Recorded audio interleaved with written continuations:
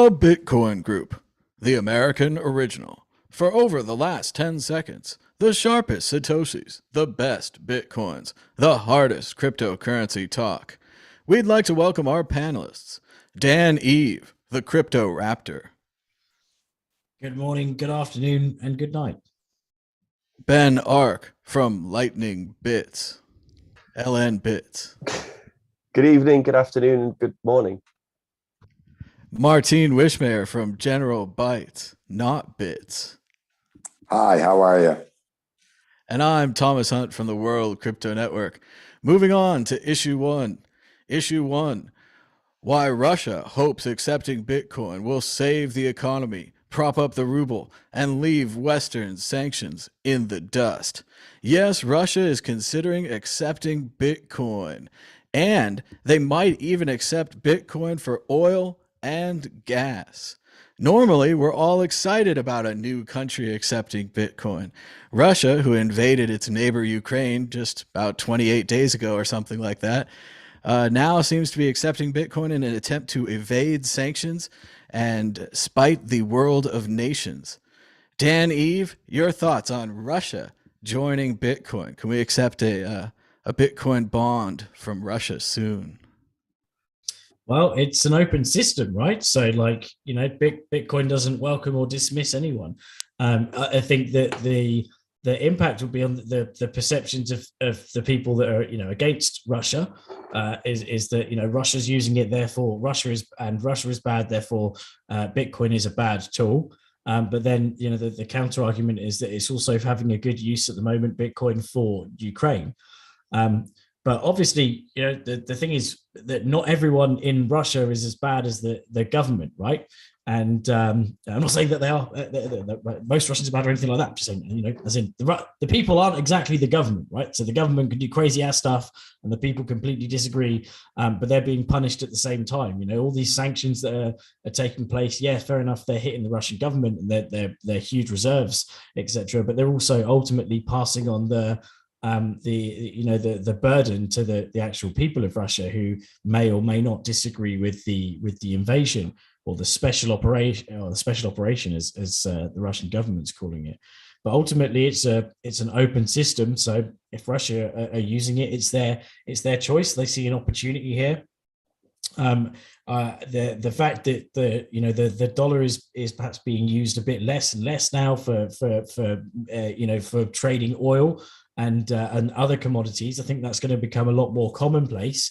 And rather than just using their own local currencies, I think even India have changed the way they're buying oil now as well. So Russia opening up to Bitcoin, it just seems sensible that a currency being controlled by the people rather than specific governments will work for everyone ultimately, because what it means is that it's an apolitical use money that can be adopted by all governments to ensure that none of them can do each other over.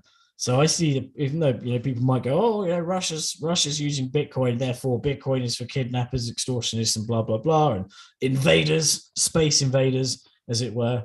At the end of the day, it's just a tool, and you can use a hammer to hammer a nail, or you can use it to batter someone around the head. And just because you use a hammer to batter someone around the head, it doesn't mean it's a bad tool. It means you're using the tool wrong. As the article said dismissively, alternatively, they could pay in Bitcoin, a stateless asset backed only by the trust of the community behind it. I like the way they explain Bitcoin in a sentence, and they always have a different explanation. They're like, sometimes it's backed by ones and zeros and cryptography. Other times it's backed by expensive environment destroying mining machines. But today it's backed by only the community. It's a community coin. But really, the more important thing is that the Russian news made the price go up. Martine Wishmayer, the enemy of our enemy is our enemy. I read the article. I thought it was a sort of desperate move because nobody is buying the oil anymore. So this is the only income they actually have, because for the rest, well, nothing. So it's just desperate.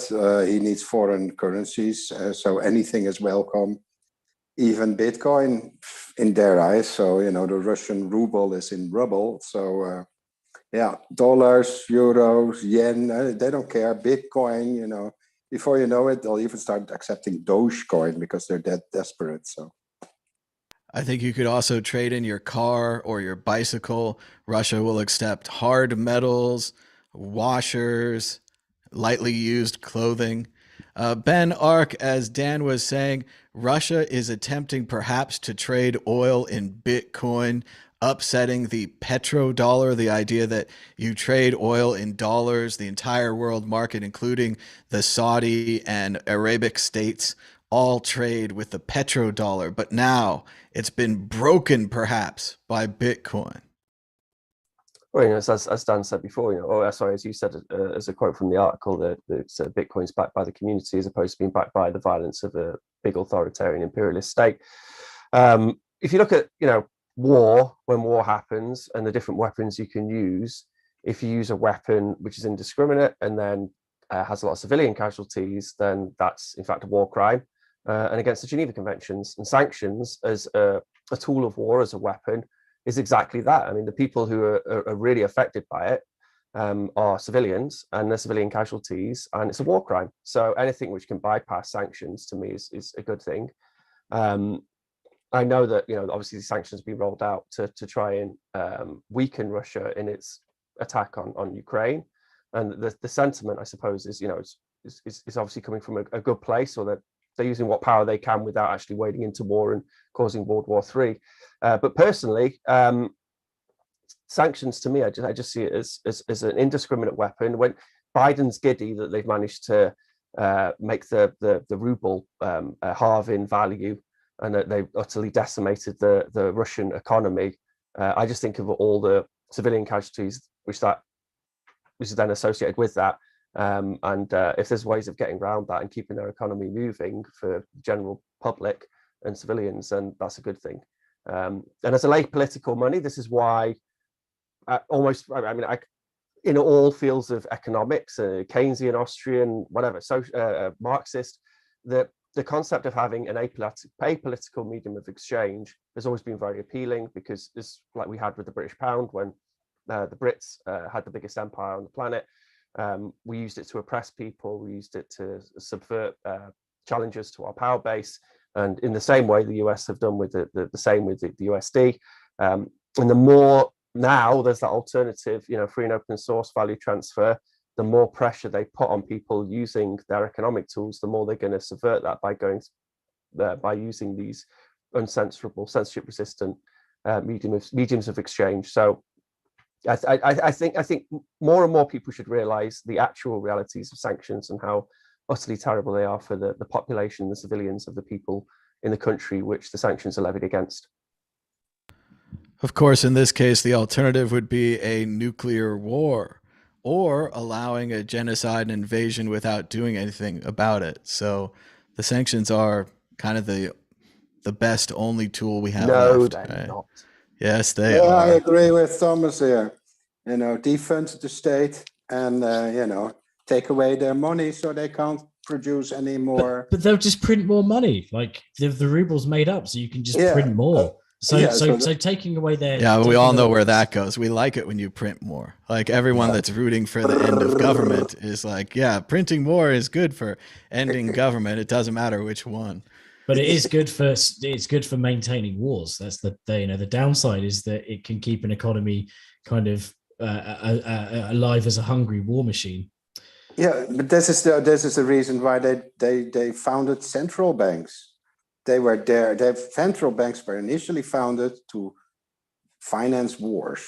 So they're not there for like stabilizing the economy. No, they're there to finance a war. Well, and as we've seen over the last 20 years, we've attempted to work with dictatorships. We've worked with autocracies. We've tried to have that economic intertwining that we think will bring peace. And they're saying now, because of this incident, countries are turning away from this idea. They're not going to try to work with the bad governments anymore. They're going to encircle them and starve them out. And I agree with Ben, it's going to lead to huge humanitarian disasters, but maybe less war, and maybe no nuclear war. No nuclear huge war. humanitarian disasters. I mean, really, just look at what they're doing to Ukraine.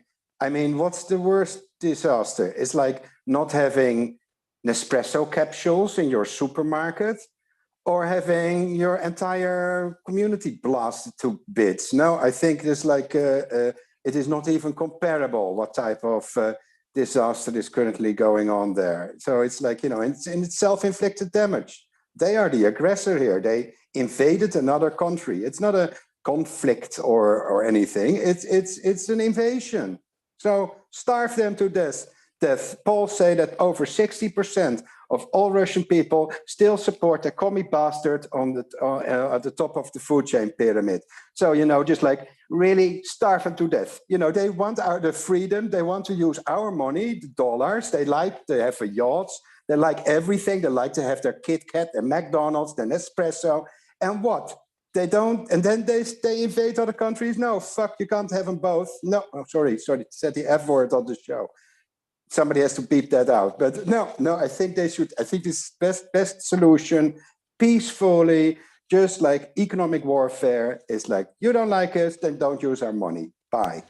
Well, and going back to the Soviet Union, one of the big things they were upset about is they couldn't get Levi jeans, they couldn't get cassette tapes, they couldn't get televisions. They were lacking consumer products, which were being made cheaply and massively in the outside world, but they couldn't get inside of USSR. Go ahead, Dan. Yeah, well, now, aren't they saying now that they're going to do a 10-year ban on any companies that leave? So, like, if McDonald's leaves, then that's it. They're not allowed back for 10 years. That's what the Russians are threatening. As in, they're like saying, right, if you leave us now, then you take away the biggest part. So if you leave us now, 10 years. That is interesting, and it is going to stop companies from doing what I thought they were going to do, which is leave for like 6 months, leave for 2 years, and come right back. Or even better, keep operating your subsidiaries and keep getting that money. During the World War II, IBM just separated with its subsidiary Hollerith, and they were allowed to continue making fantastic machines inside of Germany that you could read about. But are those the really evil ones, the IBM machines that literally they categorize people? Evil's a scale when you talk about World War II. It could be an automotive evil. There's all kinds.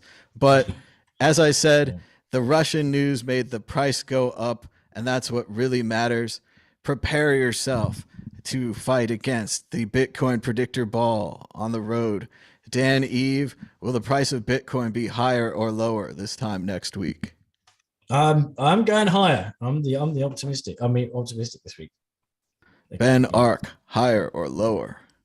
I was doing that thing again where I was fiddling around with my point of sale, and I was like, how is 1 penny worth 30 sats? Doesn't make any sense. It must be broken. I didn't realize the price had gone up. And then I finally looked at the price. I was like, oh, it's the price again. Screw me over. So yeah, it's going to go higher. Martine Wishmayer. Absolutely higher.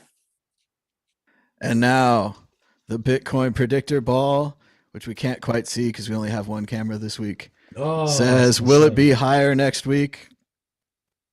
Without a doubt. Yeah. Without a doubt, the Bitcoin predictor ball has spoken. Moving on to issue 2. Bitcoin miners want to recast themselves as eco-friendly. Look at those windmills out in the distance.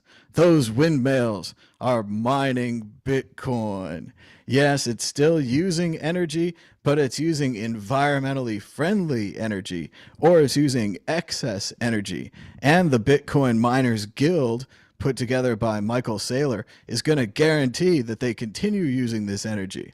Ben Ark, are the Bitcoin miners really going carbon free, or are they just talking about it, as the New York Times seems to accuse them of in the headline?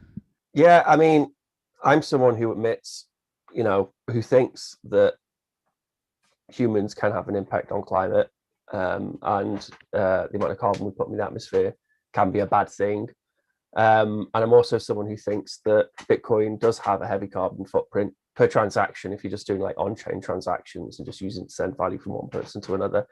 And there's been a lot of kind of hopium recently in Bitcoin. There was a podcast by on what Bitcoin did, and it was with a guy, can't remember his name. I was trying to find it actually, and it was on. Let me see if I can find it. I'll see if I can find it in a second. And it was on the idea of companies like carbon neutral investment companies investing in renewable Bitcoin mining as a way of getting into Bitcoin and then using it to offset carbon, which would then perpetuate more Bitcoin mining in renewables. I'm skeptical of the whole thing because I think with a miner, it needs to be on like 100% of the time. I think, that's pretty much established. It needs to be on pretty much 100% of the time in order for you to actually make any money off the bloody thing. And the issue with renewables is that, the sun shines part of the day, the wind blows for a little bit, then it stops. So if you've got a renewable energy production, energy source, then at some points the wind's gonna die, the cloud's gonna come in, and then also you don't know when exactly. This is one of the hardest things with renewables is that doesn't auto align with grid requirements, the grid which you're putting your energy into. So I'm very skeptical of the whole renewable Bitcoin mining argument, that it encourages renewable mining, but I'm very happy to be proved wrong. And there is some very interesting work which is being done by people trying to kind of gamify the renewable energy Bitcoin mining market by encouraging, like this podcast, which is on what Bitcoin does. I'll see if I can find it. I should have found it before we actually started, before you went on to me, but I'll see if I can find it. It does seem like an economic debate between, if you had a windmill, should you be mining energy that you could sell on the market, or should you be mining that lucrative Bitcoin that you could sell on the market? Well, one of these will help us go carbon free. The other one just sets up more windmills that aren't working on the energy problem. They're working on the making Bitcoin energy bigger problem. Well, the argument would be that, when there isn't an uptick in the grid and you can't sell back to the grid for a large amount of money, you would then just mine Bitcoin with that energy. But then you would then switch to selling your energy to the grid. And then sometimes the wind dies. So it's very intermittent. And if anything from Bitcoin, we know from Bitcoin mining is your power source can't be intermittent. Those miners need to be on the whole time, just chugging away. So maybe that's the only real interesting renewable for Bitcoin is that hydro mining, where the river or the lake or whatever goes all the time. And you have batteries that are only a certain percentage. If your batteries are full, you switch it into Bitcoin mine. But like you say, Ben, if they're not mining enough, they're not ever going to win anything. They're just having clock cycles for no purpose. I think that in this podcast, I mean, I'm going to bastardize it now, bye. But I think in the podcast, which was on what Bitcoin did, which is this idea of creating a carbon market around renewable Bitcoin mining.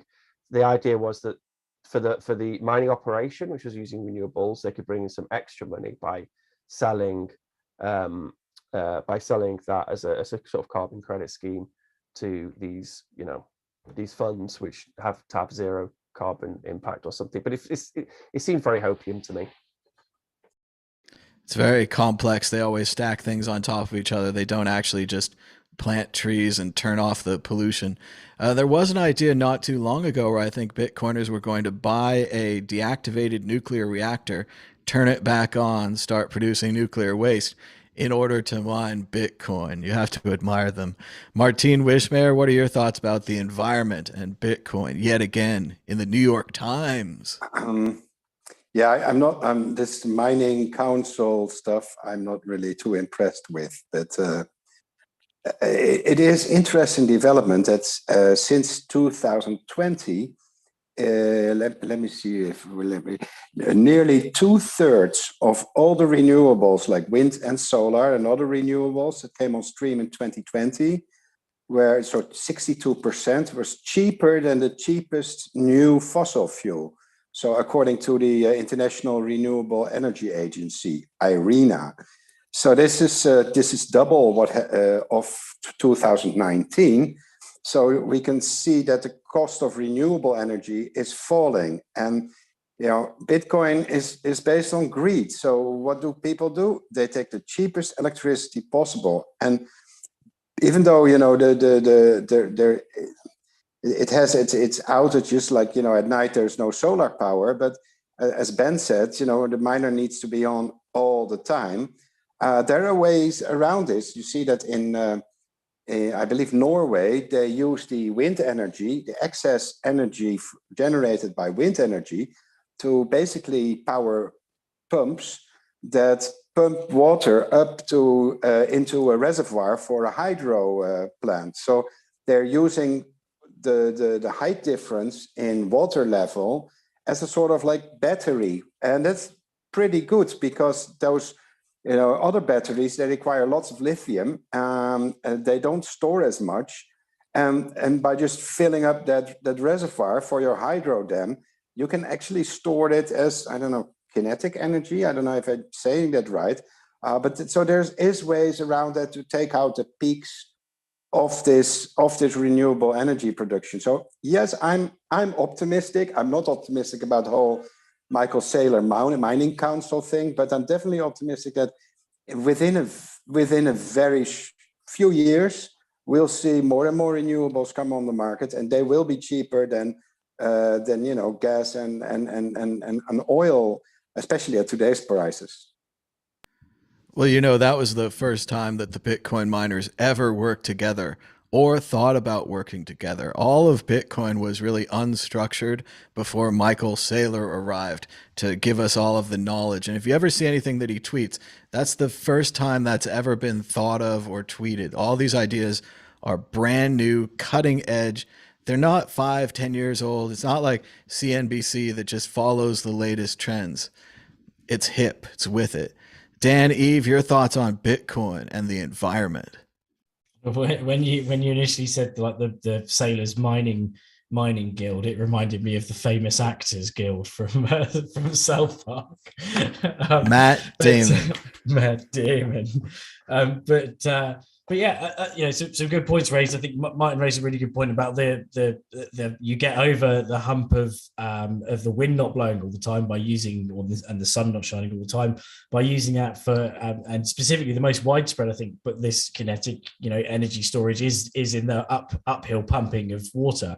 So you have two reservoirs and you just keep on pumping it, pump the water back up, and when you've got excess energy, and then you let it flow down, and it acts as like a normal kind of hydro sort of hydro power plant essentially.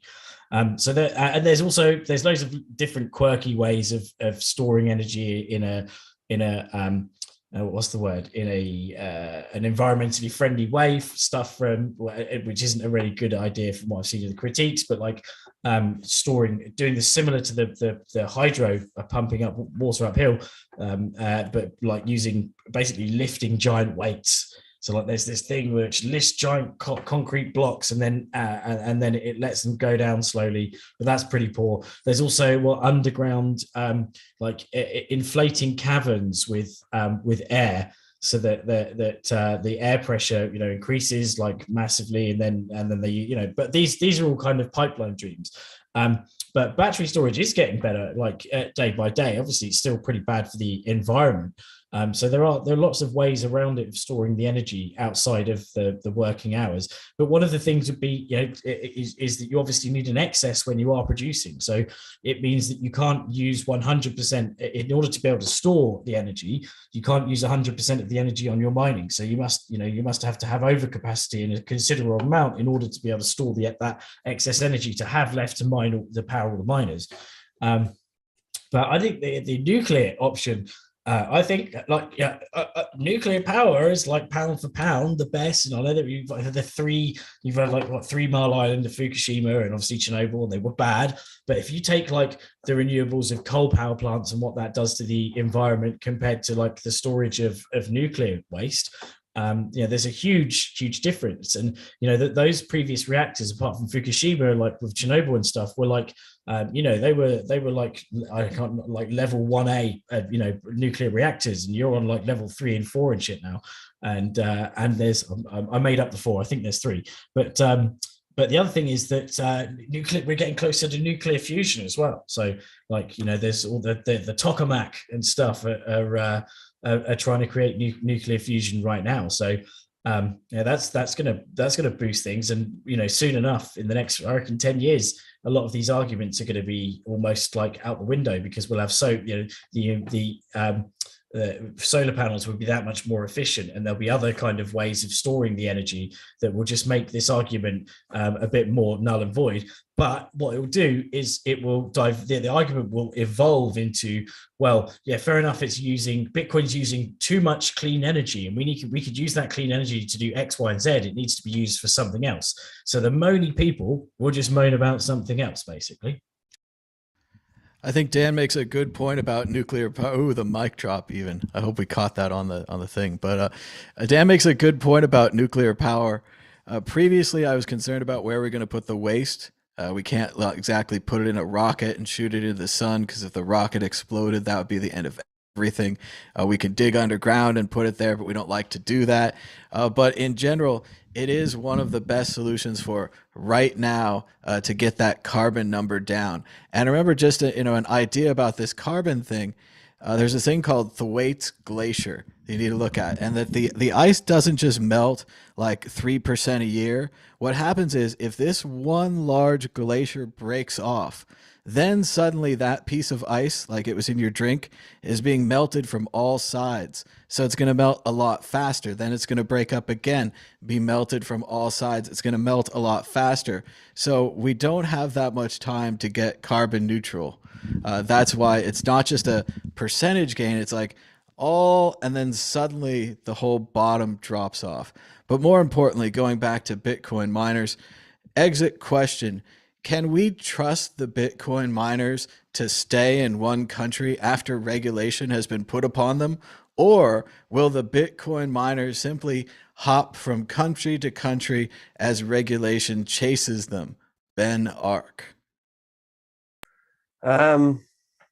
What Bitcoin? Yeah, I think more and more countries are starting to realize that they should have friendly Bitcoin mining policies. Actually, in Wales, the Welsh Assembly right now, there's talks over trying to use renewables to mine Bitcoin. And there's a friend of mine who's put a budget together, and I think it's only a couple of million quid, which isn't much for the Welsh Assembly, to be able to run like a pilot scheme where they can have renewable mining in a way which is profitable. And he had so the podcast with Peter McCormack on what Bitcoin did was with a guy called Troy Cross. And I didn't do what he said justice at all. A lot of people were very excited by his concept of using these ESG markets and the carbon credit markets to be able to incentivizing games theory, renewable mining. So more people would do renewable mining because they would then be able to accumulate Bitcoin wealth. And it would kind of get this negative feedback loop where it would then, everyone will be racing to do more renewable mining. Hopefully that comes to pass, and Bitcoin will, who'd have thought, Bitcoin will suddenly go from being, having the same carbon footprint of Greece and being the thing which is driving us rapidly towards extinction, to the thing which then ultimately saves humanity and the planet. And we all have a come by our existence after that. So yeah, check out that podcast with Troy Cross. It was very good, and I feel bad that I wasn't able to talk about what he said properly. But yeah, mining countries, more and more countries are just becoming Bitcoin mining friendly, and they're going to start taking it as their reserves, particularly if they can buy gas from Russia. Martin, more countries Bitcoin mining friendly? Miners will go wherever they treat it best. But we see new initiatives, like, for example, in the Netherlands, there's one guy, he founded a company, and they use the heat that's coming like byproduct from mining Bitcoin to heat greenhouses. Traditionally, the greenhouses have been using a liquefied gas to heat the greenhouses. Now they're switching to electric, but it's costly. So instead of just heating the place with electric heaters, they are using submerged in liquid cooling submerged Bitcoin miners. That heat generated by the Bitcoin miners is going through a heat exchanger and is then blown into the greenhouse. So I think, we'll see Bitcoin mining everywhere eventually. But if governments decide to try and ban it, the miners will just pack their rigs and move elsewhere. It's Bitcoin mining is like money. It flows to wherever it's well treated. That reminds me of the origin of the word firewall. gardeners in Britain wanted to grow these hothouse plants like pineapples, so they'd have fires next to their greenhouse.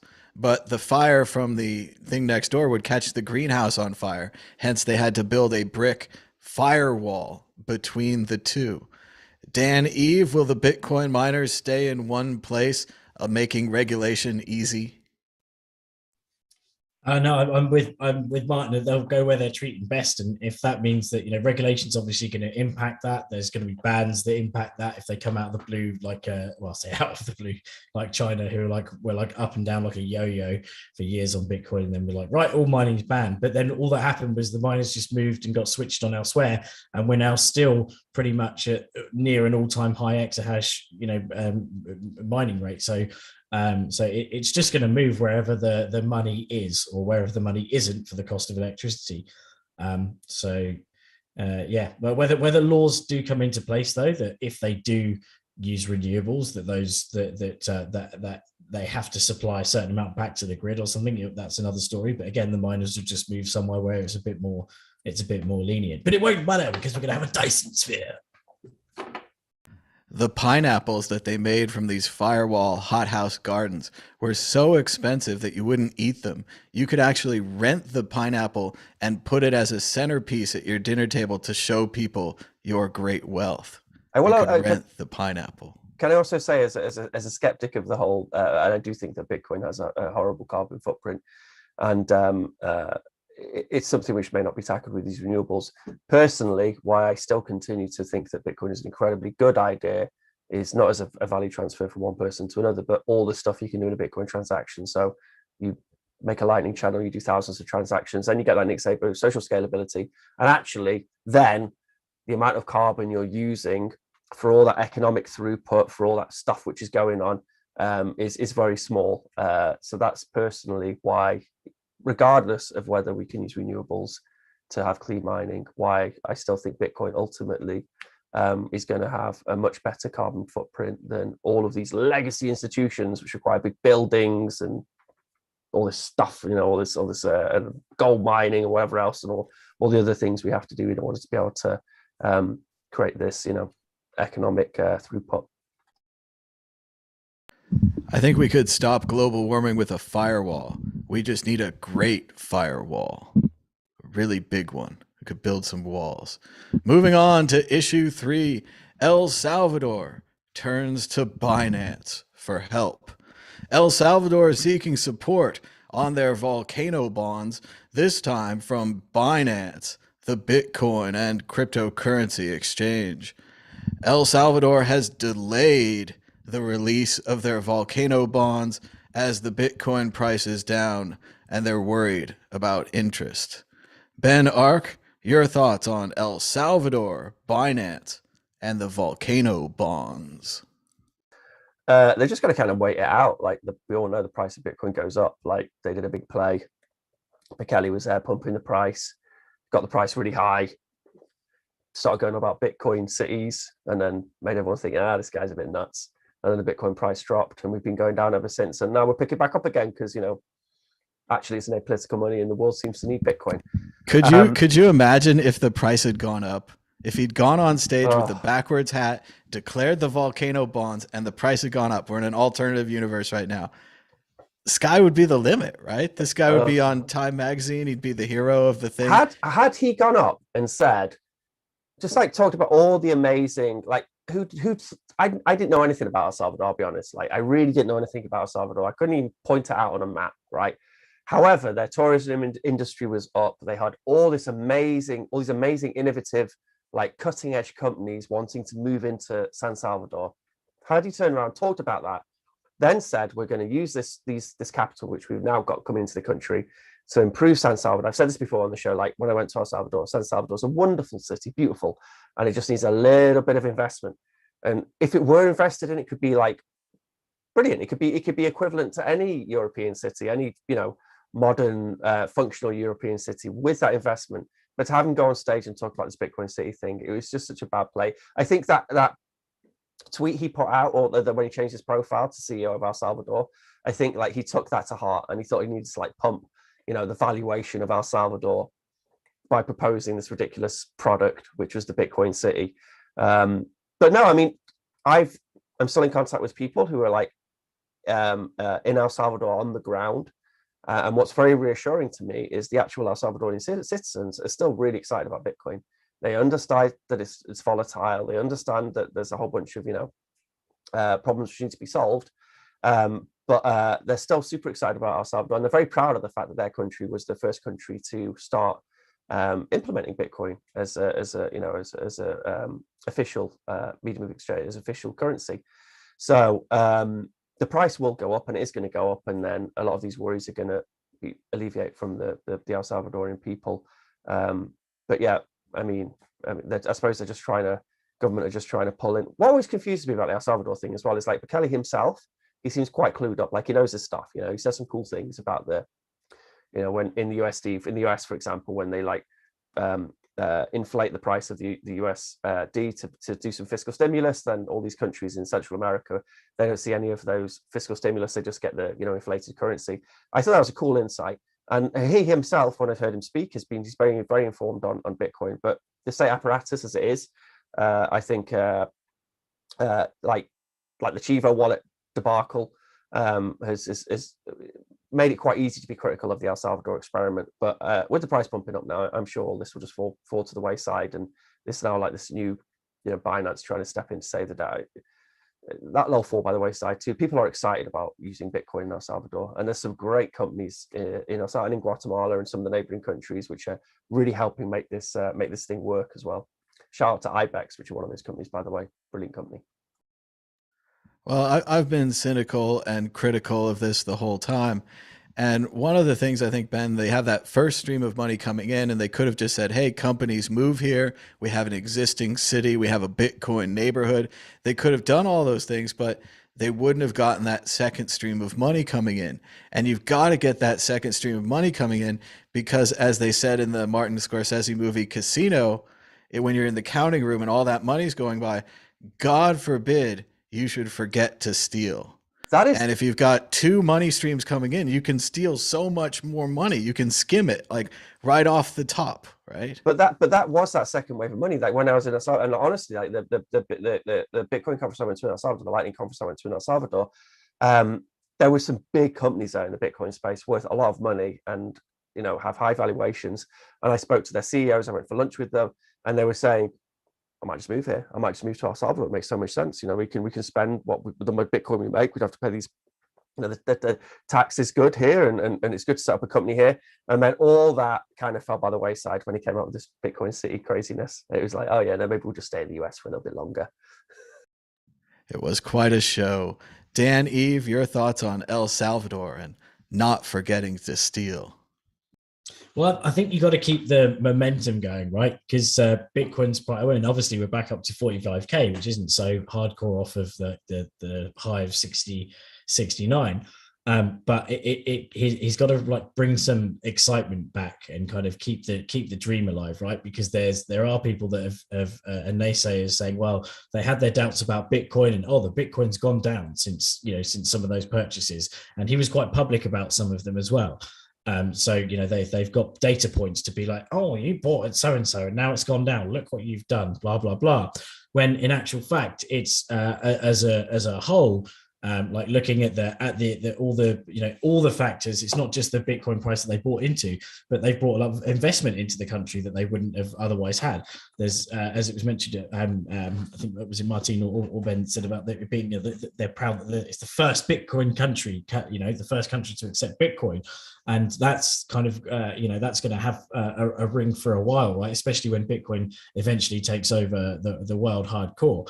It's going to be like Room 77 became renowned for like the first bricks and mortar place to accept Bitcoin. So, El Salvador's the first country to have its legal tender.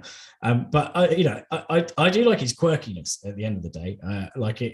It's much more refreshing to say, and maybe just from a Brit's perspective, but to have him on stage with a cat backwards than to have bumbling Boris with his hair everywhere and waffle, and and it's complete, which is complete bollocks. So And I'm not going to lie, a lot of most of the world leaders I pretty much despise right now.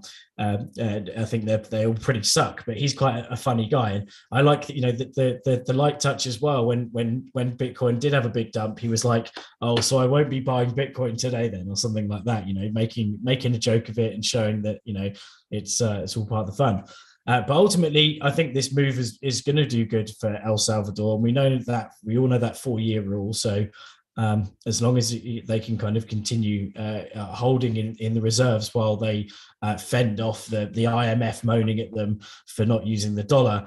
And again, the main thing that they aren't getting any advantages out of the dollar being printed into oblivion. They're just getting an inflated currencies, as Ben said. So it's like, it's not good for them. It's I've said before, but like I think printing money is an act of war in itself. Printing money, which you can use then as better purchasing power against other economies, is like, it's cheating. It's basically fucking. If you were playing Monopoly and you're all trying to everyone's trying to buy their house, and someone like lands on your tile. And then they're like, I'm not paying you. And then they're like, oh, okay, right. Well, okay, I'm going to print more money. And then they pay you with that. You're like, you've ruined the game. The game's fucked. You've literally just printed a load of money, you tosser. What have you done? And so, I think printing money's bad. And these countries need to get away from the dependency of money printing that doesn't actually benefit them. So, short term, frustrating, with the price dipping. But long term, I think it's going to have a good effect. Martin Wishmayer. I'm not too much excited about the whole Bitcoin City project. I think Ben in that aspect is right. Better to invest it in the existing city, like San Salvador. But I suspect there will be a friend of the family who owns that land, which is really useless and worthless, but now all of a sudden becomes prime real estate, and make a nice fortune out of that. About the whole Binance thing, I don't know what Binance is going to do. I think the next step is to have BNB coin legal tender in El Salvador. And then Dogecoin, I don't know. That does sound like a good idea. Everyone comes to Bitcoin and like, this Bitcoin's really great, but I could attach something to it. And whether it's Binance coin or El Salvador volcano bonds, everyone wants to attach something to Bitcoin so they could make that extra sweet money. Who will be the first country, though, to accept Dogecoin as legal tender? Someone's got to do it.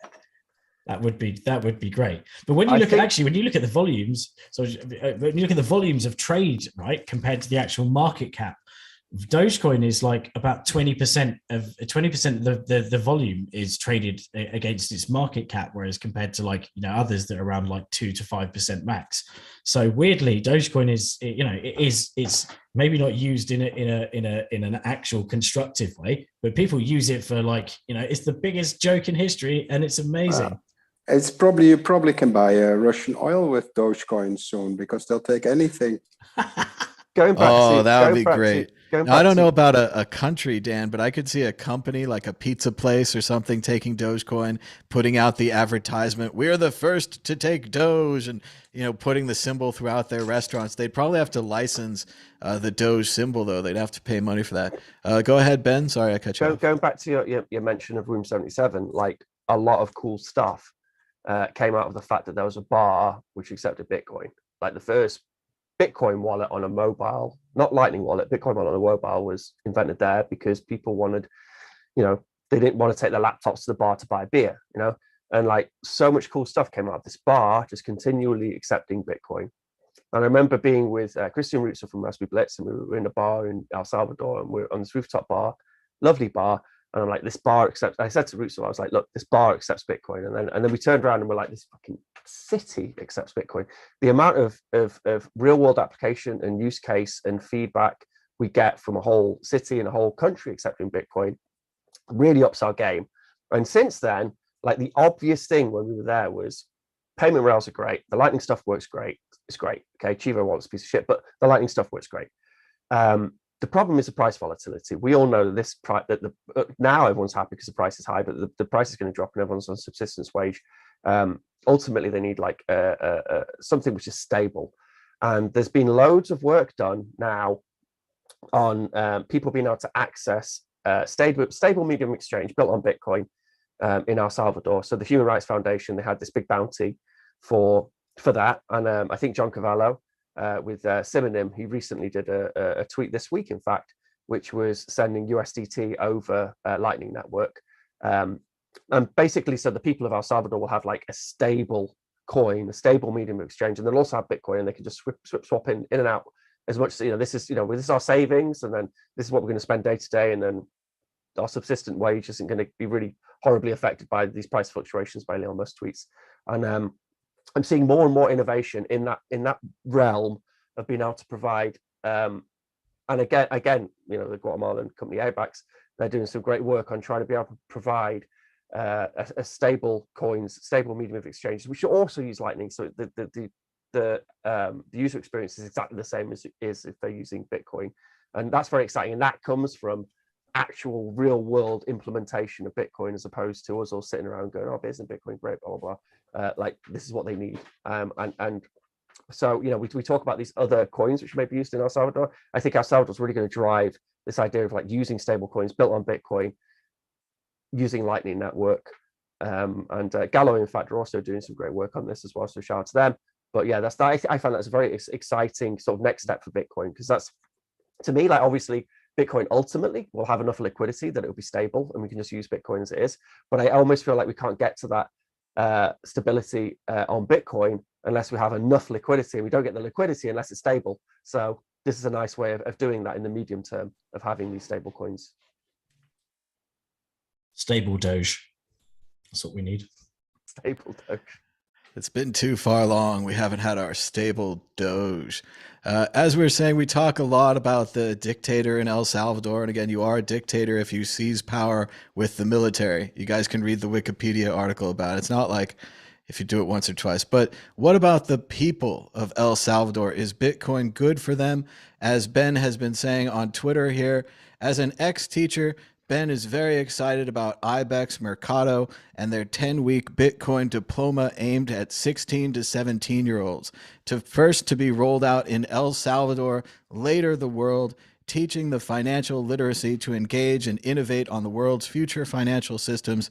You can donate to this. They have a tally coin. That's cool. And they've raised half a Bitcoin already. So while there may be negative things politically, this is helping the people. What kind of advice and how can they profit and how can they succeed from this? Martin Wishmayer, go ahead. I think it's any education is good. I sometimes find it difficult to explain Bitcoin in 100 words to other people. And especially when like at the age of 16 or 17, you learn very fast. So it is, I think it's the best age group to start educating people, like instead of telling them that they will own nothing, but they will be happy, make them learn about Bitcoin. I think it's fantastic. I think anybody doing any educational project is, kudos to them. Yeah, good. Thanks for the tweet mention, Ben. That was very good. No, I didn't answer your question. That's fun. It's also great for them to learn. Like Martin said, learning how to code, learning how to do anything, improving your own skills. That's the stuff you can take with you, that you can go from project to project. Doesn't have to be Bitcoin. It's that learning, that knowledge. And it is good for the kids here. I hope so. Dan, Eve, what about El Salvador and the people? What was the question again? Sorry. Oh, what should the people do with Bitcoin? What can they do to help them? And also Ben's cool program where they can get a diploma. They can learn about Bitcoin. They can, like Martin says, they can become experts. Oh, there's my whole screen. You can become experts at explaining Bitcoin to people and coding and stuff like that. What do you think? Well, the teaching side is definitely is awesome, right? Because people, I remember in school, like I didn't learn much about economics at actual school, and no one ever told me that if I saved money and got, but I'd get interest on that money, and then I'd get compound interest and stuff. And it wasn't that like an Einstein like quote or something that he said something about compound interest is the greatest invention of humans or something like that. But yeah, no one teaches you that. They teach you to spend it, and instead of saving it. And what's the point in trying to save it anyway when the interest rates are like 0.25% or whatever? You've got to put it into an asset that, even if there's a bit of risk of upside, because there's only downside to fiat, especially if you're only getting like 0.2%, like 25% or whatever. The inflation rate is more than that a year, so you're losing money by just holding fiat. That's the downside. So any education process about Bitcoin, not just from a technology perspective and they're talking about the stack and the blockchain, etc., but from a monetary perspective, I think the education part's it's good, and they'll be getting a level up on school kids around these parts. But in general, it's going to be hard for the El Salvadorians who, I think it was a couple of weeks ago, there was an article where the guy was like, I did $40 of sales on that day. And then, by the end of the day, it was that $40 was worth 30 or something like that, or within the end of the week or whatever. So everyone who's on the Bitcoin roller coaster knows that, your heart stops when your assets suddenly jump 30% and you've got everything, all in, because there's been a dip. And it's the long-term perspective that people are missing at that point. It's the short term is, oh shit, it's gone down like 30% in a week, but long term, it's Bitcoin is an only up asset, and that's financial advice. It's not financial advice. I'm just joking. It's definitely not only up. So don't do anything crazy. I don't know how to arrange it, but it would be great if the Black Bitcoin billionaires, if that club and the way that they teach people could also be taught to the people of El Salvador and the kids in this course. Like Dan was saying, the idea of holding on to a little bit of Bitcoin as an asset, and that you might actually have that compound interest. You might actually have that value go up because Bitcoin is so limited, because Bitcoin is new, and all the other things we talk about Bitcoin. But Ben Ark, we could tell the people, don't use Chivo wallet, hold your own keys, don't forget to steal. What else should the people of El Salvador do? And what else can you tell us about this Bitcoin diploma program? Well, the diploma program is going to be a 10-week course. It's aimed at 16, 17-year-olds. I've suggested that they aim at 14 to 16-year-olds because in the UK, kids can leave school. And the sorts of kids actually want to be engaged in Bitcoin. A lot of them leave school by the age of 16, same as in Europe as well. But it'll be a 10-week diploma, and it will sink in with, sort of general key skills. Because, like learning about Bitcoin, then it's also applied mathematics, like we already said, like financial literacy. Like there's lots of sort of key skills, communication, IT. There's lots of key skills which can be brought into that as well. So it's a great diploma which they're working on, and they've got good resources to do it. And they've got a great team behind it as well with Ibex Messiah. That, as I've already said, they're a great team and they'll do it well. It will be like a free and open source thing. So they're going to roll it in El Salvador first. They've got some schools on board because obviously it's a currency, but it will then be able to be used by anybody. So you could take that course. You could then go to your local, educational authority and say, look, let's roll this thing out. Even if it's not Bitcoin, like the world future economy is going to be digital payments, native digital payments in some way or another. And you're teaching kids how to innovate and how to engage within that ecosystem. And it's permissionless, so they can, build their own projects. They can build on top of it. So it's an incredible educational tool. And again, like this hasn't happened with just us, sitting around being all sci-fi about Bitcoin. Like it needs to be actually implemented in a country, and then people are like, okay, well, let's actually teach kids, or give them like a 10-week course so they can actually learn properly how this thing works, and then teach them how the tools they need to be able to innovate and build on top of this stack. So no, extremely exciting, and anyone out there, please, donate to the cause. It's on Tallycoin. Big shout. I mean, again, Tallycoin, fantastic. Like it's great to see Tallycoin being used for such a great project. I told you Tallycoin was a great idea. You told us Tallycoin was a great idea. It could be used for good projects, bad projects, big ones, small ones. Everyone should use Tallycoin. It's the best. Moving on, check out WCN Clips on YouTube. Yes, you could pause this show right now, Google WCN Clips, and you could subscribe. We're kind of recruiting subscribers one at a time now. So there's 93 subscribers. That's up one from last week. So we're hoping that right now, with about 10, 15 people watching, maybe 500 people total per episode, we could get maybe 5, maybe 7, 8 people. Let's try to push this over 100 for WCN Clips. It's clips of this show. People love JRE clips. Well, you'll love WCN clips too. There we go. It says that in the script. Moving on to issue 4. Coinbase sued for allegedly selling 79, so close, unregistered crypto securities, including XRP, that just sounds wrong, Dogecoin, and Shiba Inu. Yes, Coinbase going above and beyond the full Cripsy here with 79 altcoins, and now their former investors are suing them. Martine Wishmayer, what do you think about Coinbase suddenly sued for imitating the full Cripsy?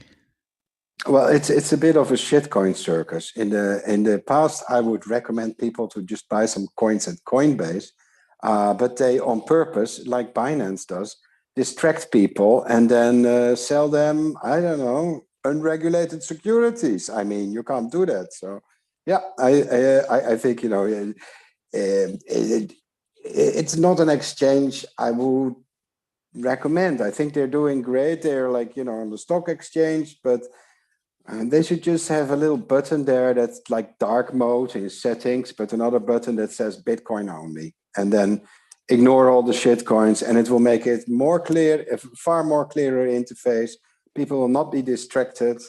But yeah, people that bought that stuff and then lost money and then now decide to sue, I don't know. It's their own fault. They shouldn't have pressed that buy button. But yeah, well, as a registered or publicly traded company, you have to be careful with those things. So yeah, the fact that I don't know. They did great, but they turned into a shitcoin casino. That's all I want to say about it. As Martine said, it's a shitcoin circus, but at least it's a circus. And you have to love the part where they train you to use the altcoin stuff, like they'll pay you and you click on next and you select the boxes and you learn all about this altcoin and that convinces you to invest in it. So yeah, I think they're in real trouble, especially with their programs where they'll pay you in altcoin to learn about altcoin so that maybe you could invest in altcoin and we could get fees for that. It seems like a good plan. We even get fees when you sell. Even when you sell as a loser, the company gets fees. It's great. It's great for the company. It's bad for the user. Dan, Eve, what about Coinbase selling 79 cryptocurrencies? I'm going to go against the grain here, and I'm going to say more. Fuck it. People want to buy stuff, let them buy stuff, right? Like, you know, but at the end of the day, I know. You know, there's quite a few people that when Ethereum was just popping up and Bitcoiners were going, "Oh, Ethereum's never going to amount to nothing. It'll never be used," and blah blah blah, and like they put me off buying or keeping Ethereum, and I would be a gazillionaire right now. So people don't want to be held back from being gazillionaires, or and so they're going to make fees off people buying Bitcoin anyway. But, you know, it's up to people's choice, right? The whole point of Bitcoin, it's like a free market, open system, and yada, yada, yada. So let people make mistakes. As long as you're literally not outright scamming people. If something's got a potential use case, then, you know, one man's use case is another man's trash, or one man's trash is another man's use case. Something like that. You know, that not everything is a scam, and we've got to, you know, weed out the intentional scams for sure and get rid of them. But you know, yeah, I'm not really fussed. You know, do whatever makes you business, as long as you're not being predatory. And no one forces anyone to buy Dogecoin. It's just like a fad, right? You know, people lose money off of random stuff all the time. Look how much money people are losing from just having money, which is called fiat money. Like, that's a perma scam. So Surely having even Dogecoin is a better bet than having all your money in fiat. You just got to do the same rule, which is hold it. And I'm sure if you looked at Dogecoin, the same 4-year rule probably roughly applies, because of the fact that these things just, I mean, obviously it's not going to last forever, but yeah, I don't know. Let people be free. Freedom to buy shit coins. I don't care. What do you call a gazillionaire in Shiba Inu? Homeless. It's because there's no liquidity. It's because you can't sell. Ben Ark, they've got 79 cryptocurrencies on Coinbase. Is there room for one more? I think the problem is when you have like legitimate projects and then you have these illegitimate projects, and then Coinbase says, but it's got a white paper, you can trust it. And then these noobs come in and then they get ripped off, and they're kind of trusting Coinbase as an exchange, as opposed to a casino. I mean, and I'm not sure where the line is there, but I guess they need to find that line regulatory wise. But it would be nice if you had like a forced advisory via regulations that they're warning this exchange has shit coins on it, pick wisely or something, and then they have to like put that on there.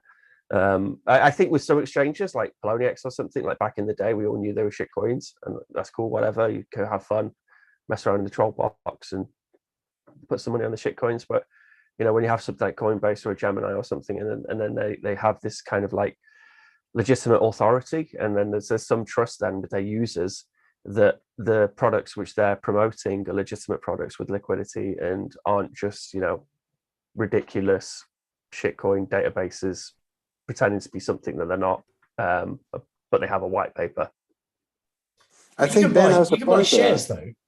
Though. Oh, sorry. Ben has a point there. They should have a disclaimer, like just like the cookie warning, have this big poo emoji, full screen, and then you have to click OK. So you are aware you are purchasing a shitcoin, and don't come back later and complain about it. So we still have a free market, but we warn people. I think it does say like experimental asset or something. They do have some sort of label, but it's not as explicit as saying that's like breaking news. Everyone wants experimental asset. Martin's a little harder with the shit coin, because you'd have to say like, I bought the shit coin intentionally. I knew it was a shit coin, but still, I do think they'd sue anyway. But then, they're saying that, that lawsuit it sounds like they're people that have lost, right? They went into, they bought Dogecoin at like 75 cents, and they're sat there with their arms folded because they should have just bought Bitcoin and held it, and it wouldn't have gone down as much. And they're all stroppy. They're having in their little stroppy pants, and they've spoken to their lawyer, and they've lost money. And I think these are securities now. So we're just, that wouldn't happen if they just had gained loads of money.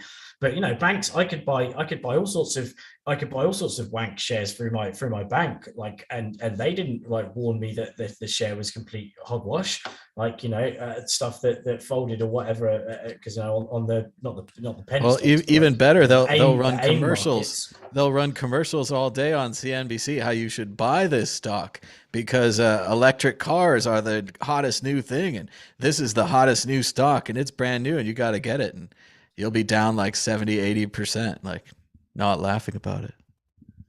Yeah, no, it's bad. People should be protected. Yeah, but at the same time, people should have the freedom to buy complete trash.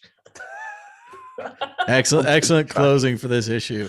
Moving on to issue 5. U.S. government spooks have cracked the anonymous Bitcoin wallet Wasabi. Yes, things keep getting worse for Wasabi wallet. Just a few weeks ago, they were going to check all of their transactions against a government or a provided list before they mixed them. Now it turns out that it doesn't matter if they're mixing them at all. Wasabi did not use zero-link technology. They used something called Peel Coin, where you could peel back the labels and find out where the money came from. They also mixed dirty money with other dirty money, making it very easy for this company, again, chain analysis, to track everyone who used Wasabi, including the DAO hacker who was tracked to his wallet. Martin Wishmael, we talk a lot about Wasabi. It certainly seems to be raining shit on Wasabi Wallet? Yeah, I think their business model was like providing anonymity, and they no longer do, and all the transactions ever made can be de-anonymized. So yeah, I think I'd be worried. I think it's time for a rebrand and then revamp the technology, and but this name is now a bit tainted, and that's I feel a bit sad for the guys. They probably really wanted to do well, but they made mistakes. So yeah. I think the whole branding concept has got to go. Japanese sounding names no longer inspire me to believe in privacy. Dan, Eve, your thoughts on the Wasabi conundrum? Yeah, it's a shame, right? Because it did try and bring an extra layer of privacy to Bitcoin, but it sounds like they made a wrong move with Peel Chain instead of Zero Link, and the fact that it was cracked by Chainalysis, and just using general open source software as well. You'd have thought that there would be a bit more hardcore, I suppose, testing, penetration testing, as if it could be called that, from their side, in terms of being able to de-anonymize the transactions. But it's a shame, because Wasabi was a cool brand. I think they may be able to pull it off. I'm not sure what the general direction is now. Are they going to implement Zero Link, or I'm not sure what's happening there. Are they just going to go with having pre-analyzed transactions allowed to enter the pool? But it does seem like the governments in general, whilst they're kind of warming to Bitcoin, they still don't like the idea of the anonymity, because they're not stupid. They know that Bitcoin's a public ledger, so they do like the traceability of it. And yeah, maybe privacy will come back into, or will be a top line for Bitcoin once all the governments start adopting it, and they don't want people seeing where their dirty transactions are going. But yeah, I think I hope they pull it back, Wasabi, because it's a cool brand. I liked it. I liked using the wallet. It was a nice user experience. So hopefully Wasabi is no seppuku. Well, the government and Chainalysis both agree they love these privacy technologies, especially when they're put out untested and people like the DAO hacker use them thinking that they work. Ben, Ark, your thoughts on yet another failure from Wasabi Wallet? I got a feel for Napara. I mean, I think part of the problem is that we were in our little bubble where everyone's like, oh yeah, this technology is amazing, we could do this and that, and it's totally private, blah blah blah, and then suddenly it's like out in the real world, it's being used by big hackers on this DAO thing, and it's being used on this, and then suddenly we realize actually the technology is not quite there yet. I also feel sorry for Samurai Wallet having their logo on the header of the article as opposed to the Wasabi logo, because obviously Wasabi is the issue, and then not Samurai Wallet. So it's kind of unfortunate that people might associate Samurai with Wasabi, and Samurai were the ones who actually implemented the right technology, whereas Wasabi implemented this Peel thing. And the Peel thing as well, like I think it was like debunked in 2017 as being not particularly secure and able to use just regular normal free and open source Chainalysis snitch to be able to figure out where the funds have come from and gone to. Hopefully this will just drive more energy.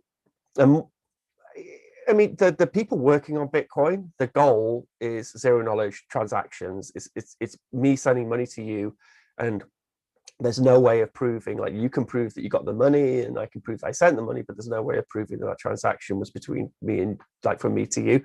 Like, that's the goal. And I've spoken to, like, and I've been, when I've been in contact with core developers, that's the goal. That's what we're working towards.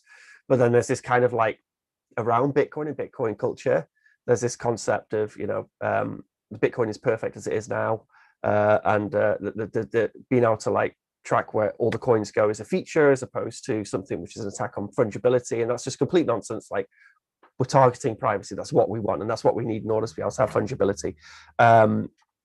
So these things, these Wasabis and these Samurai Wallet things, they're just band-aids for now. and they may do more damage than good when it comes to fungibility. But yeah, I mean, only use them if you have to. Again, this is something I'm quite happy about, is that hopefully less people will see this as just like a panacea thing where they can anonymize their coins and it's fine, and there's going to be no repercussions from that. Use it if you have to, use that technology if you have to, but be careful, because you may end up having to launder your own money if you want to buy a house or something in a jurisdiction where you have to abide by anti-money laundering laws, like in the UK and Europe, for example.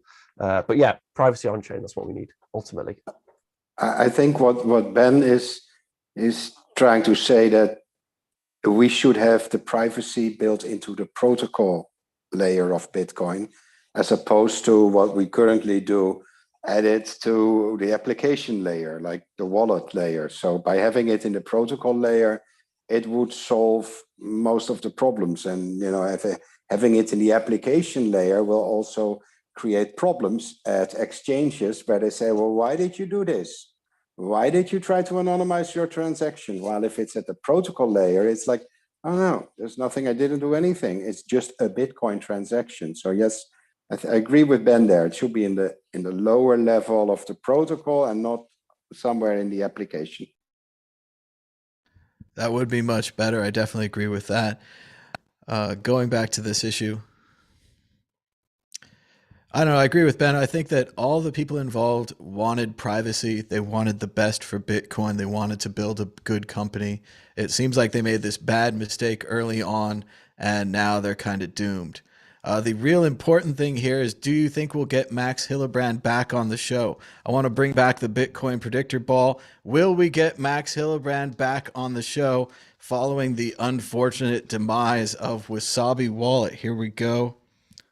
My sources say no. Damn. I like Max Hillebrand. I'd like to see him back on the show. Moving on to issue 6, but the ball has spoken. That's just how it is. Issue 6, the newest Bitcoin diet trend is hating seed oils. Yes, that's right.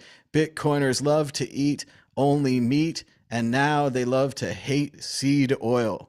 As the article says from Vice.com, in addition to being a contrarian on monetary and financial matters, you are probably also in terms of advice you get from the government, or it seems like science, nutrition, anything. Bitcoiners know everything, and Bitcoiners know best. Dan Eve, seed oil, is this the cause of all of our problems? No, I mean, I have read research that, or at least heard of it. I'm not saying I've read it. I've maybe read the summary, been like, oh, but there's lots of different research that there's always a study that points towards something being bad, and then there's another one that counters it and says that it's good. Bitcoin has kind of had this natural inclination to be against what's kind of not state, well, either state mandated or state kind of forced or encouraged.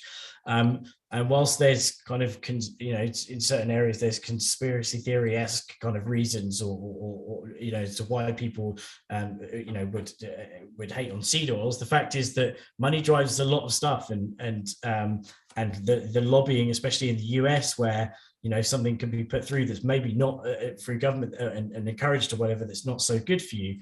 That's happened before. It's not something that's completely out of this world and a crazy idea. That's kind of, money makes people do things that they wouldn't otherwise normally do.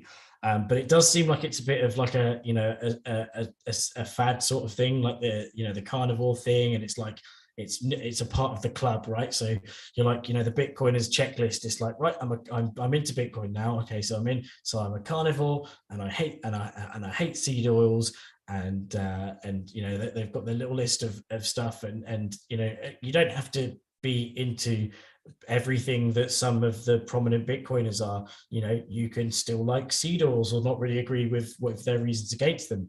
Do your own research, right? That's what everyone says when it comes to getting into Bitcoin, is like, do your research on Bitcoin, and then you go down the rabbit hole. Obviously, sometimes with the information on the internet, there's crazy stuff and crazy rabbit holes, but you got to try and apply a bit of critical thinking to whatever source you're reading, and think about the bias of your sources. You know, even the Vice article, you know, she actually a very, very balanced article, right, talking about some of the pros and cons of seed oils. Did focus a bit on some of the crazy people that are kind of pushing it. Like I think at some point it went off a tangent into eugenics and all sorts of crazy stuff. And you know, that's obviously, you know, kind of a bit of the, you know, argument ad Hitler sort of thing. But you know, at the end of the day, the article was quite balanced. And yeah, I've read some dodgy stuff on seed oils, but I've read some dodgy stuff on other stuff. Personally, I'm an olive oil man, all about the olive oil. It is a lot like punk rock, right, Dan? All these people are individuals and they're all unique and they're all punks. So they're all going to go get leather jackets and they're all going to get mohawks and every punk has to dress the same. And that's not same. very punk rock. Yeah, they're all the same. Yeah. They're all like individual and unique, all the same punks. And I'm also... unique I am. I know they're so unique. I'm so sad to see Bitcoin. I used to think it was like cyberpunks, like these, you know, people on the internet with their complex encryption and all that stuff. And now it's become the lone gunman, like X-Files, where it's just these people that are kind of posers and followers and they question everything. And maybe they're being confused by other people. As it says here, I think that the Venn diagram is forming around seed oils and the different circles are ancestral health, keto, carnivore, paleo, and Bitcoin. So again, we've gone from being cyberpunk to being libertarian to now being we will believe in anything. Are we going to be flat earthers yet? Are we a globetard? Ben, are you a globetard or are you a flat earther? I mean, I say we, and like us lot here, like we're Bitcoiners, like we've been around for a while, and none of us associate health, dietary requirements with Bitcoin. It's like associating it is interesting how we're able email. to use a computer program about money and not have it influence our dietary habits. Yeah, that's been a fascinating disconnect where you could be a vegetarian and watch this show, or a vegan, or you could eat only chips. You can do whatever you want. We don't seem to care. It's fascinating, isn't it? it's the same with like Tor, email, like in FTP, whatever, man. Everyone like, knows that email protocol. users only eat grapefruit. Like we all know that. Like, I guess it's people wanting to establish culture, shared culture, and then being part of a club, and then it gives them kind of association. That it gives them some sense of being and like they're part of something. But it can kind of become this mob. I think that Bitcoin, quote unquote, community kicks back on it quite hard. Like, you know, the Safer Dean, fiat bad, fiat, like fiat meat, fiat food, fiat whatever, like all that nonsense is more and more just being sidelined. And this kind of oil thing now is like a death rattle of all that. I think it's important to like examine the stuff you're putting in your body. That's a good thing. But yeah, you can more or less, anytime that there's a belief system which tells you how to eat, then that's kind of like an extremist belief system, you know. So something you could probably veer away from. It's just a protocol. It's a money protocol. We all just want to secure like money better in a way which is outside of censorship. And then, you know, if these people want to build this like dietary culture around it, then fair enough. But don't do this no true Scotsman of, well, you're not a true Bitcoin unless you eat fucking only lambs. I'm surprised that there's not like little cooking workshops that are sprouting up at these Bitcoin events. So like after you've gone and listened to a lecture, you can go and make something. There are. You can do the. Oh yeah, because you get these stupid like steak dinners, can't you? You can pay a fucking $1,000 and sit next to Jimmy Song and eat a steak. You know. Well, and sadly, it does seem like the same people are pushing these group identity ideas, as Ben said, that if we don't have a culture and it's a blank slate, then I can say Bitcoin and carnivory, suddenly we all eat meat. Bitcoin and America, suddenly we're all American. Bitcoin and God, suddenly we only believe in the Christian God. We're not a multi-faith type thing. All of these things limit us, I feel, by trying to make these smaller groups empowered. And we see it again and again and again. Still waiting for Bitcoin and the flat earthers. Martine Wishmare, what do you think about our shared culture suddenly having very extreme dietary restrictions? Almost like you want to be part of the cheerleading squad, you have to have a certain weight limit to get into Yeah, Bitcoin. I find it fascinating. I'm looking at it from a distance because I don't really want to be part of any club really, but it is strange to see that, like, the Telegram groups I was following until recently, they were all about Bitcoin a few years ago, and then they became well, we were right about Bitcoin, price went up, so we're probably right about just eating meat, and we're probably right about that mask basically suffocate everyone, and it's just a hidden political agenda. And all this stuff, it just distracts me so much, and it annoys me. It distracts me from what we're really about. We're about Bitcoin. I don't care how many times per year you have to take visit the bathroom, or I don't care what you eat. I don't care whether you put extra canola oil in on your salad. I don't care. I just care about Bitcoin. And maybe that makes us like a bit outsiders, maybe, in a way. On the other hand, I think most people, they're not like that. It's just that the very vocal minority that just, starts protesting in the street, like, no more rapeseed oils, no more canola seeds, We're all white with beards, so maybe if you want to be a Bitcoin, you got to be white and have a beard. Like, that's the common denominator. Beards. I just did that because it gives me like a sort of wizardry like type of like expression. And maybe we aren't seeing the ability to cash in here. We need to be having, well, you can't even say those words, but we should have special clubs for people with beards, which again is awful. You can't even say these things. But there are on Facebook, actually. I joined several of them. All true Bitcoiners have beards. Everyone knows all true Bitcoiners. No, just there goes all the women that just turned out right now. It's got beard oil tips and like trimming tips, everything. But it's like, yeah. Well, it relates right over because you're going to need beard oil for your Bitcoin miner. You can just use these. There's a lot of like similarities and crossovers. Maybe we can use seed oils to soften our beards. I still love that fake advertisement from Fight Club where they painted over it and it says, "Did you know you can use old motor oil to water your lawn?" It's great. It's killer. Well, I think we're running out of time here. Exit question.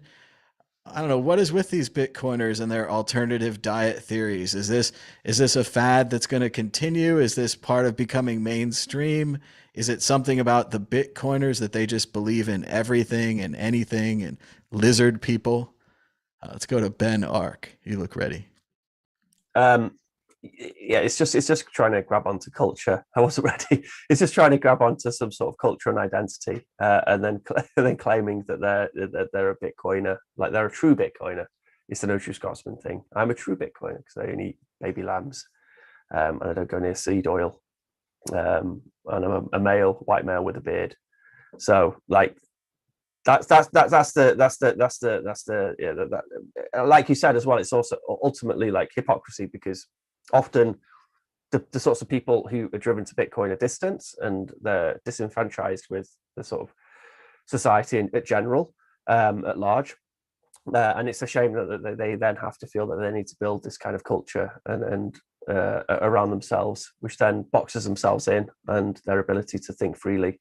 But yeah, it's nonsense. Ben, what do you think about the anger of these people when you violate their shared culture? Like right here on this show, you probably assume that because I'm a Bitcoiner that I eat only meat. So if I come out and I'm like, I eat vegetables, not enough, but I need to eat more. Like you say, the no true Bitcoiner thing, they can burn me down, right? Because I eat vegetables or because you're liberal or whatever. Like everyone has these preconceived ideas and they get upset when you violate them. I think just look at the people actually working on Bitcoin and like look at the actual people who've been working on Bitcoin for a while and been in the Bitcoin space for a while. And there's not much support for this nonsense. It's kind of a mob cultural rhetoric mentality, which and it's a death rattle. Like it's becoming something. It's taking less precedence now than it used to. The sort of Saifedean mob. Screw them, man. Like they'll fall by the wayside. It's the people's money for everybody. You know, whatever, vegan, whatever. Crack on. Dan, Eve, no true Bitcoiner could eat seed oil or enjoy vegetables. I think it's just part of this ever growing need for people to be in a special club, right? Like and also this we've been growing more. The society's been growing more towards like who's the most morally superior, and and it's one of those things, right? It's like it's just another club for people to be in, and maybe another thing to chat to people at conferences for, so they can have a little no seed oil section, or maybe they even go with pickets as well. They actually have no seed oils. They're outside of, and then they eventually, if they have a little mark on their badge that says like no seed oil, not to give them any seed oil. You have to warn people. They had they've got a Bitcoin flag, but it's got a new thing on it to say no seed oils, and I don't know. It's just another fad, really.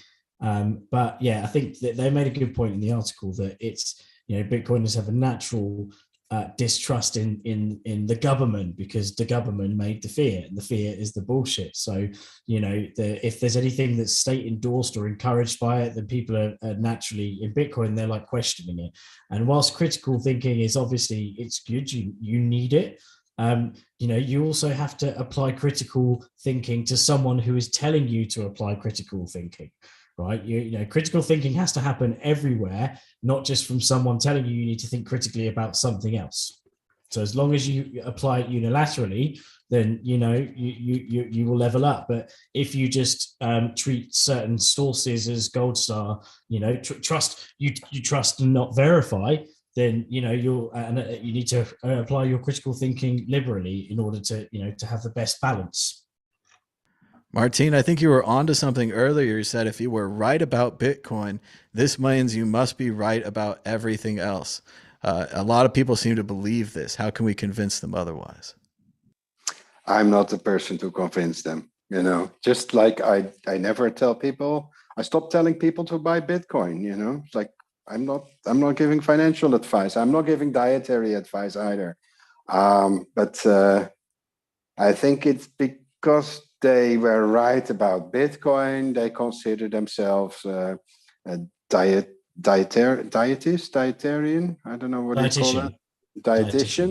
Dietitian, or a virus expert, or health expert. So I think it's just nonsense. But I might be wrong. Maybe rapeseed oil and soy is really the oil of evil, and it should be banned. But I like my soy drink in the morning, and I'm okay with it. But don't no dietary advice. And if I meet people on a Bitcoin meetup and they start about these things, then I just turn around and walk away. I don't have any time for that.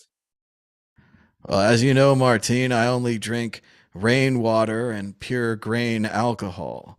They've been putting fluoride into the water and destroying our purity of essence. It's good for your teeth, the fluoride. It's good. It makes you quiet. Keeps you quiet in school. Yes, Dr. Strangelove, we cannot allow a mine shaft gap. But moving on to story of the week or prediction. Let's go. Prediction, Dan, Eve, predict the future. I'm going Bitcoin up. I think we're on a little mini bull run. I think we might go to like 50K. Maybe some positive news about the Russia situation could help things could help things a lot, because once there's a bit more less uncertainty and fear of looming nuclear war, and both sides have put cases forward as to why Bitcoin would be good for them. Maybe they'll just be like, hey, I'm sorry I invaded Ukraine. Let's just all agree that Bitcoin fucking rocks. Bitcoin brings world peace. Martin Wishmayer, that's hard to follow. Do you have a prediction other than Bitcoin and world peace? Which is the best prediction ever. We'll see Bitcoin hitting the 80K mark within a few months. I wouldn't surprise me at all. Inflation is very high though, so by that time it's probably just enough to buy a cheeseburger at McDonald's. without the bun, because that one contains trans fats. By that, then, seed oil.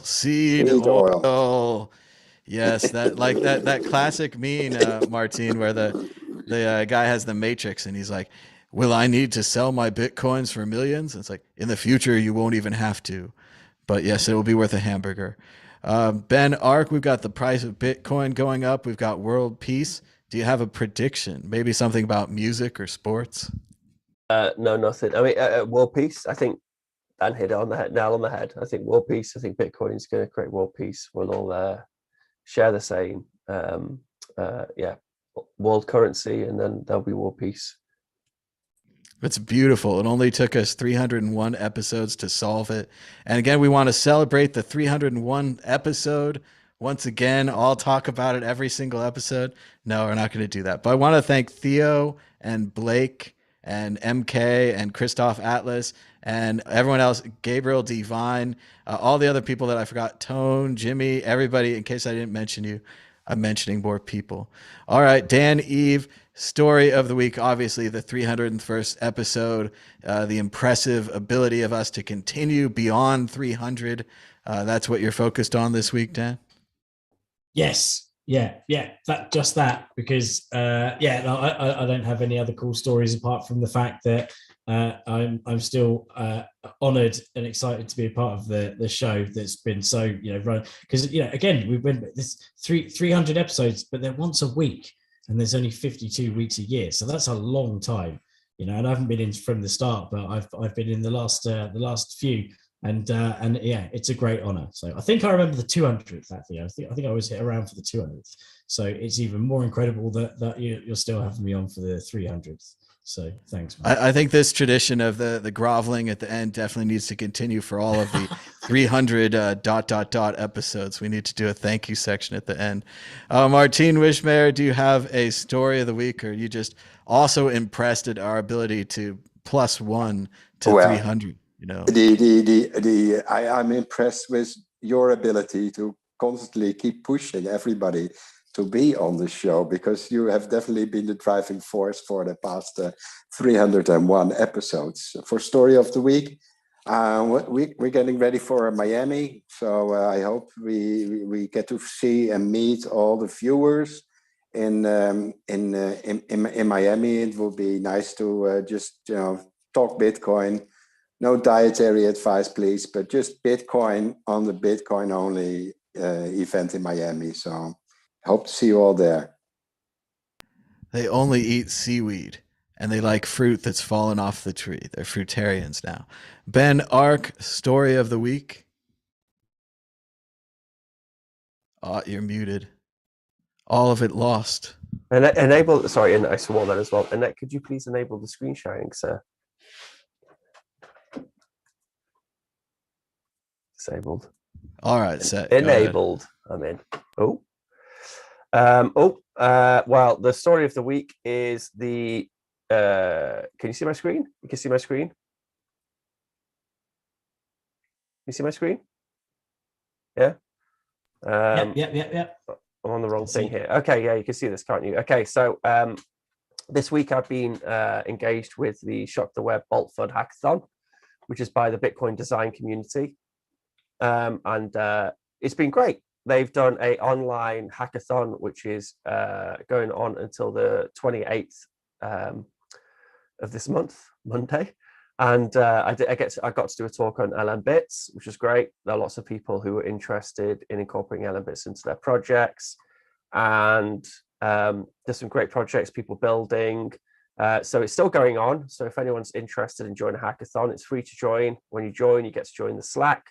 And then in the Slack, I didn't realize that these Bitcoin design community, their Slack is huge. It has look at that, 2,000, almost 3,000 members on there. It's a whole world which I didn't even realize existed. If obviously, if you've got a project and you want some design input, then there's this great Bitcoin design community experts who can help you on that. And then also on the Bolt Fund Hackathon, there's a whole thread on there which you can join in on. And there's been some great talks, some great projects involved in it. It's been a real pleasure. So that's been my story of the week, is being involved on the Shock the Web Bolt Fun hackathon. It's been great, and it's still going on. So join in. And there is also some cash prizes as well. So for people building on top of Lightning Network, the first prize is a decent sized prize there.